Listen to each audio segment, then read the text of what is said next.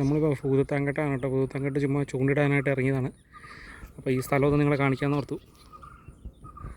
നല്ല മുട്ടന ആംബിയൻസ് ആണ് കേട്ടോ. അവിടെ ഒരു ഹൗസ് ബോട്ട് കിടപ്പുണ്ട്. ഇങ്ങനെ ചെറിയൊരു പാലം. അധികം ആൾക്കാരും കൂടെ വരാറില്ല കേട്ടോ. ഭൂതത്താങ്കട്ട് ഒന്ന് വരാറുണ്ടെങ്കിൽ ഈ ഭാഗത്തേക്കൊന്നും അധികം ആൾക്കാർ വരാറില്ല. ചൂണ്ടിട്ടുകൊണ്ടിരിക്കുകയാണ്. മണിക്കൂർ 3 ഒരു പൊടിപ്പരലിനെ പോലും കിട്ടിയിട്ടില്ല. അത് വേറൊരു കാര്യം. നല്ല വെയിലായിട്ട് രാവിലെ വന്നതാണ്.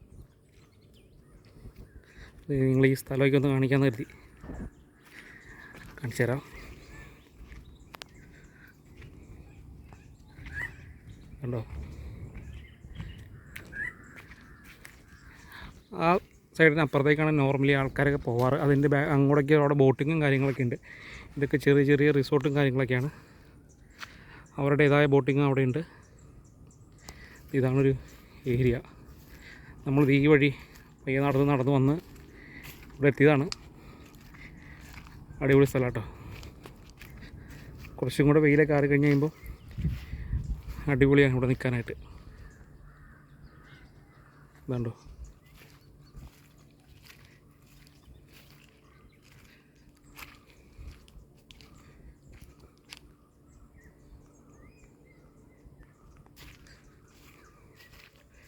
നമ്മൾ രാവിലെ വന്നാട്ടോ. രാവിലെ തൊട്ട് പല സൈഡിലൊക്കെ പോയി ചൂണ്ടിട്ട് നോക്കി.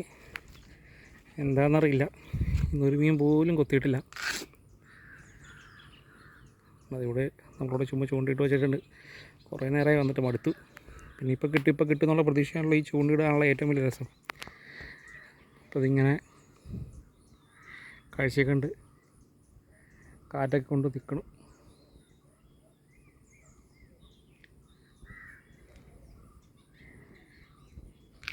നല്ല തണുപ്പാട്ടോ വെള്ളത്തിനൊക്കെ. ബോട്ടൊക്കെ പോകണം. ബോട്ടിൻ്റെ സൗണ്ടൊക്കെ കേൾക്കാമെങ്കിൽ ഈ ബോട്ട് പോകണതിൻ്റെയാണ് വെള്ളം കിടന്നിങ്ങനെ ഓളടിക്കണത്. അപ്പോൾ അതുകൊണ്ടായിരിക്കും മീനൊന്നും ഇവിടെ നിൽക്കാത്തത്. കണ്ടോ,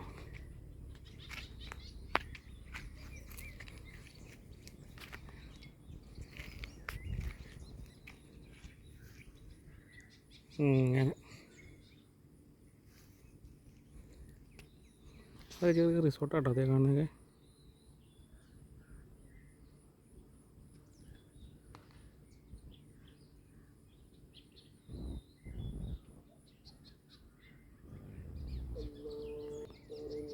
അതിൻ്റെ ഒരു വൈഡ് വ്യൂ.